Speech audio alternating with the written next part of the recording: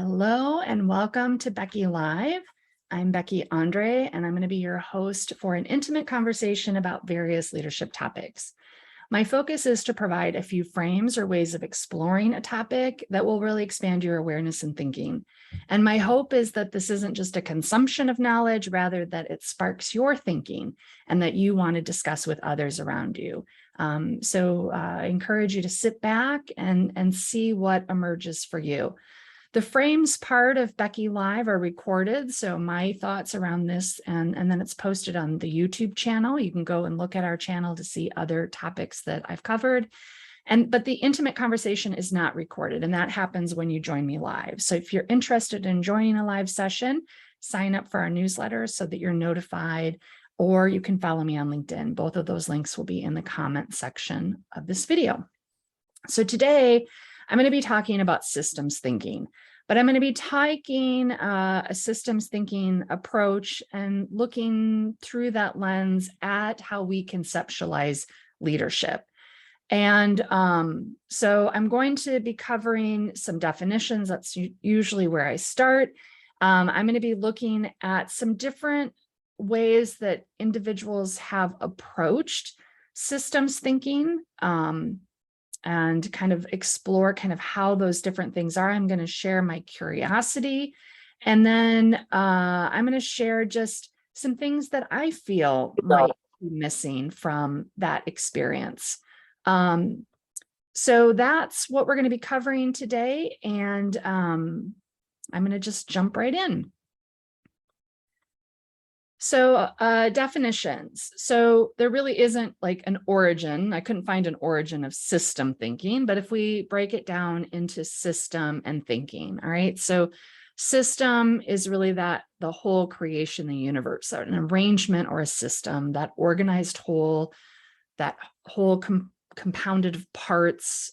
So a way to organize things together or form an order. It is interesting to kind of look at the root of kind of together, to stand or to make firm. And we can see that it was first recorded in 1630, which was really looking at animal body as an organized whole, but it has kind of gone into systems thinking theory, all right, which is different, but I'll get to that in just a little bit. With thinking, it's really about imagine or conceiving in the mind, to consider, to meditate, to remember, to intend, and, seeming to appear, all right? Both are kind of thinking, feeling. But what is interesting to me about system thinking is, again, it's these parts, the whole of the parts, right? And the thinking is really in the mind. Well, that's typically how we think about thinking, which is really a very Western perspective, all right? Meaning that we have one particular way of knowing that we kind of privilege, all right? And yet there are various ways of knowing. There's the somatic way of knowing, of feeling things. There's kind of the way of knowing through emergence or experiences, or stories or narratives or collectives. So system thinking, I think, in and of itself, I mean, is an okay concept, but I do think it's important for us to recognize that it is a little bit limited as well. It doesn't include everything, which I kind of find ironic. If we look at kind of the Wikipedia definition of systems thinking, a way of making sense of complexity of the world by looking at it in terms of wholes and relationships rather than splitting it down into its parts, and used as a way of exploring and developing effective action in complex contexts. And it draws on and contributes to system theory and the system sciences, right? So again, but there is a particular way in which they think about it, and they kind of look at those relationships and those wholes, all right? It typically is something that we can observe or measure, all right? And if it isn't in that realm, it may not sometimes be included, or it may be minimized when we look at it. Now, One of the tools that Jean has also put in the chat for those of us that are live, Jean had shared with us last time when we were talking, and there are these wonderful cards, and they're at thinkingtoolstudio.watercentersst.org, that are habits of systems thinking. And I really did appreciate the different ways that they took kind of a complex thing and broke it down into some really simple things that you could do, seeking to understand, observing how things change over time, changing our perspectives, the circular nature, mental models, and there are about, I think, 10 more, if not 15 more out on the website. So I would encourage you to go take a look at that. But we're going to use this system thinking kind of lens to look at how do people conceptualize leadership development in a system way. And I will tell you, there are a lot of them out there. And in fact, it's one of the things within leadership development that there's a lot of debate and discussion going on around, we just have these separate parts, but how does it all fit together? And there are people that are trying to conceptualize that right now. So we see things like in Europe, the interdevelopmental goals, which is a very worthwhile project and can be very helpful, and yet is starting to kind of look similar to a competency model rather than something kind of novel or new or different. You see some things happening within the Prometheus project where they have a leadership framework. I think it's on 2.0 or 3.0 now, where they're looking at kind of how does this all come together. But it's complex to understand, and it's nuanced, and it's kind of has these gray areas. So again, forms of usefulness, and then we just have lots of different things going on. So what I want to start with is my curiosity. So my curiosity for today's discussion, and kind of as I've been looking at all of these different conceptualizations of leadership from a systems thinking perspective, are these conceptions systems thinking, or are they a collection of frames? So frames are kind of like different ways of looking at things, all right? And so that's what I'm holding right now. Is it really the whole? Or is it just breaking things down into frames or parts and attempting to bring it into the whole, but is the whole there? So as I'm going through, I'm gonna share 3 different leadership models. Trust me, there are probably 1,000 more. I just picked 3 that are not really mainstream. And I try to go with the models that are not mainstream because there tends to be more nuance and more interesting things happening in them than the ones that happen to be mainstream. So again, there are different ways of kind of applying a systems thinking lens to leadership. It can be philosophical. I'm not going to cover any of those because they are really complex and it would just take too much time. There's a way of conceptualizing leadership through nature. There's academic models, and there's models of relationships, and there might even be other ways that you think about how leadership models, you might even consider that. What are some of the leadership models I've looked at or considered, and what was part of that? What lens did it come through?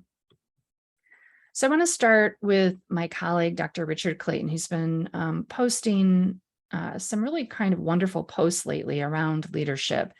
And the first one on the left-hand side talks about the collection of definitions that came about leadership. And so this came after a post he had done about what he said leadership was.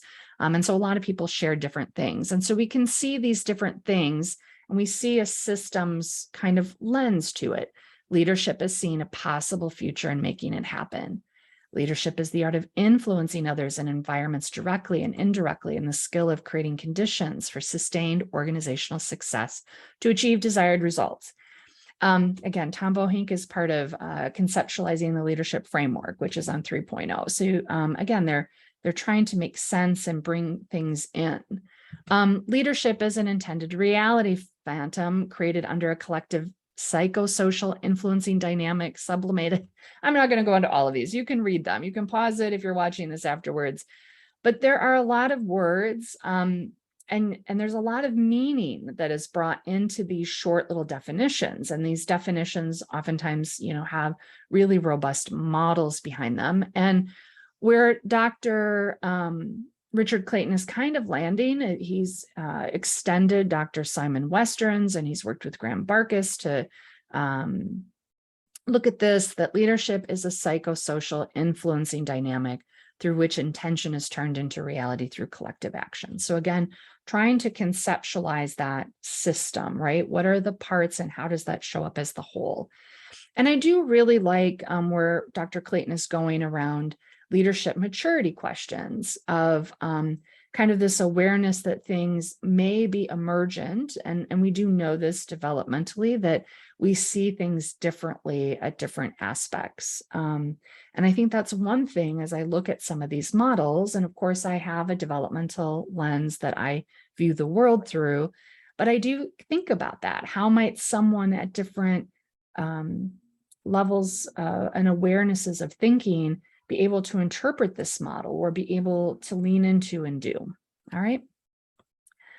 So the first one I want to take a look at is from Dr. Simon Western and referred to as eco-leadership. And so if you are a consultant, he is building an eco-leadership community where he brings some thought leaders in, and there's some really interesting things happening there. So you might want to check out that space. He's also written several critical texts. So he's written one on leadership, one on coaching, and then there's a new one, a relatively newer one that came out from him. I think it's around global leadership, if I'm remembering correctly. But this comes directly from his Leadership, a Critical Text, that leadership is a psychosocial influencing dynamic. So he really looks at it. We're embedded with an environment. There's social change going on. There's political influence. There's technology. And he talks about we experience leadership as an idea. We give it meanings, names, structure, and form, attributing formal and informal social roles to leaders and followers. And then leadership is performed on us, within us, between us, and all around us. Leadership is not symmetrical and neat, but asymmetrical, dynamic, and complex. And how we experience leadership depends on our personal history, our collective socialization, and the context. And so if you do leadership development, or if you're a leader that has been developing, it might be an interesting thing to reflect on that. And so the part that I really like about eco-leadership is that it has these parts that I could interact with, right? And yet it does really do a nice job of showing kind of that whole and those relationships and how things might work together or influence each other. And he talks about learning about leadership as much about feeling as it is about thinking, as these two are intimately connected. And when you get into his model, you do see the feeling part in it. But what I'm really curious about is, it is hard to conceptualize or visualize a feeling, right? And even I was in a discussion recently with a community where we were exploring conceptions of God. And we were taught that someone was talking about what historians had documented and written. And I had asked the question, I said, yes, but it's really hard in history to document that felt sense and those emotions and those feelings that were driving things or helping to conceptualize how we saw things in that time period. And so even, this model, that's what I'm kind of left with is, yes, you're admitting that it's not just thinking, it's that feeling, and it's not just the doing, but how do we conceptualize that? So how might that eco leadership kind of bring that through as well? The other one I want to talk about is Kathleen Allen, which looks at leadership from being nature inspired. And so she kind of looks at leadership lessons that we can get from nature. So these are just her main ones, that nature runs on sunlight. I mean, how many of our environments are sunny versus dark? That in nature, waste is never wasted. There's always something that happens with it, and we don't always do that. Nature fits form to function. Nature rewards cooperation. That's not always the case in our organizations. Nature banks on diversity. That diversity is what helps things thrive. Nature curbs excess from within. It depends on local expertise and self-organization. And nature taps the power of limits, all right? And so again, what I do like about this is kind of really that system, right, of just that ongoing, that emergence, that blooming, that everything has a purpose and a role. And that even within leadership, there is this essence that we are creating the environment, as well as consuming the environment and contributing to that environment that we're creating through our leadership. So that's another aspect when you think about it from a systems thinking perspective, applying more of a biological or a nature-based lens or view of thinking about leadership in a systems way. And the last one I want to go over is the 5 minds of a manager, or Mintzberg's model of management. It's also called the Mintzberg model. And he really has done a brilliant job of trying to conceptualize the different mindsets that managers need to be working in. So the world of the manager is complicated and confusing. Making sense of it requires a knack for simplification, but the ability to synthesize insights from different mindsets into a comprehensible whole. So he's looking at the system from the view and lens of the particular manager, right? So it is very manager centric. And he talks about how we deal with outside the organization into the rest of the organization, into our units, and that there are these different planes that we need to be operating on. And they're different mindsets. So managing self is having kind of starting in the center and having that reflective mindset of being aware of who I am and what my purpose is. Managing the organization, having more of that analytical mindset of understanding the mechanics that need to be happening. Managing context, that worldly mindset, sensing the environment, seeing things in a more expanded way. Managing relationships, looking for opportunities to be collaborative, both within our organization and outside. And then managing change, really having that action mindset of having things go forward, all right? So, and this is kind of more an academic model, I would say, that has taken kind of the research, but also what I do love about Mintzberg is he is really very practical about what's actually happening in the work of a manager or a leader. And so it does feel very practical and applicable when talking with managers about this. So the image may not be as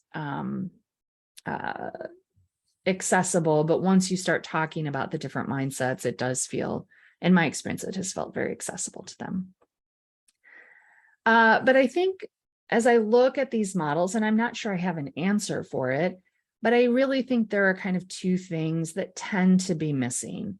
One is really the felt sense of being heart-centered, connected, the emotional, even kind of the negative stuff, right? I mean, some of my leadership lessons were moments of extreme tension or extreme difficulty that I had to overcome. But those feelings were a part of that, a part of understanding my role or of being more effective.